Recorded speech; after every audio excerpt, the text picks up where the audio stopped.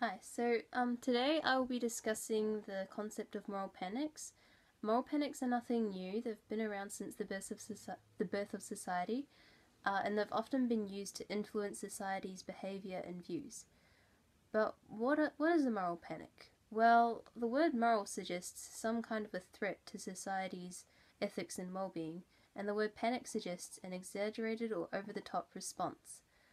Now we put these two words together and we have the definition that Stanley Cohen, who was a sociologist who studied social disturbances caused by what he called folk devils. So he defines moral panic as the reaction of society to something that is perceived as a threat to its values and morals, and the urge that is then felt to do something about it. So another scholar by the name of E. Good also writes that moral panics are felt to represent a crisis for that society, and they can either be introduced or they can enter the spotlight after a period of ongoing concern.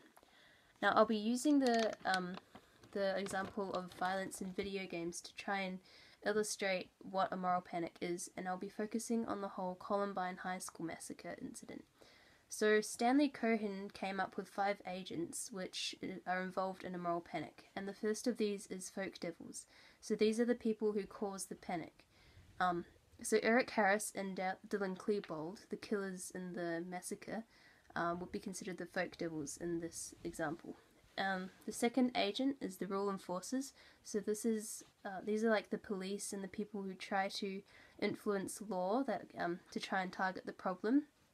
And the third agent would be the media, so anyone who works for the media, like the journalists and reporters, who documented the whole incident of the massacre.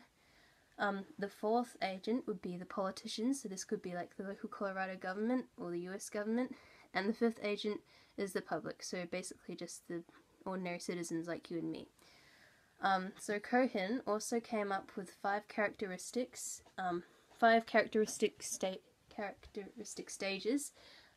that are involved in a moral panic. So the first of these is what I call the discovery stage, and that's when something is identified or perceived as a threat to the moral fibers of society.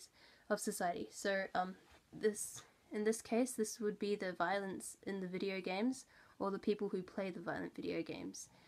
So the second stage is when the threat is made known, and in this day and age, the mass media is used to intensify the threat and to communicate the imminent danger that the threat poses.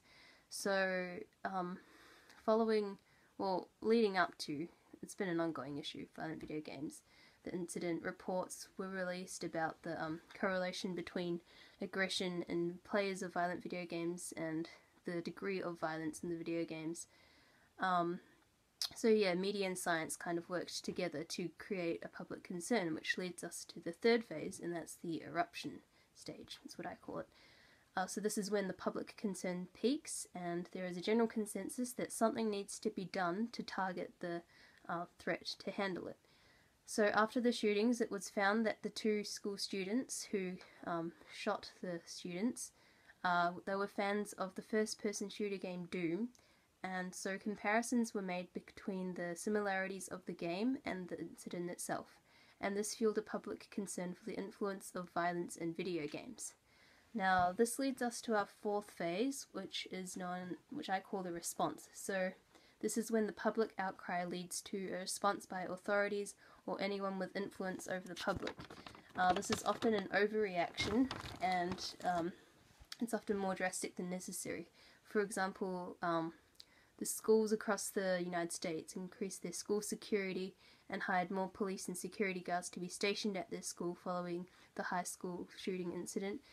And they also installed more security cameras and metal detectors, and while this could be viewed as an overreaction by some, it could also be an underreaction, because we've still had shootings since 1999, which is when the massacre occurred. And anyway, this leads us to our fifth stage. That's the overall outcome of the moral panic. So we have to ask the question, did the moral panic lead to some kind of social change, or did it just die down? Well, in the case of the Columbine shootings, it kind of led to both. So due to the public hysteria, there were various attempts to control the problem of violent video games, including several unsuccessful lawsuits against game manufacturers by the victims' parents. Even before that, in 1994, following a controversy over Mortal Kombat and Night Trap, which are two violent video games, there was the classification scheme was introduced.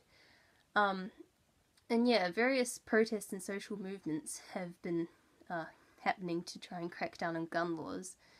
And there's also been studies conducted on violent video games which fuel aggression.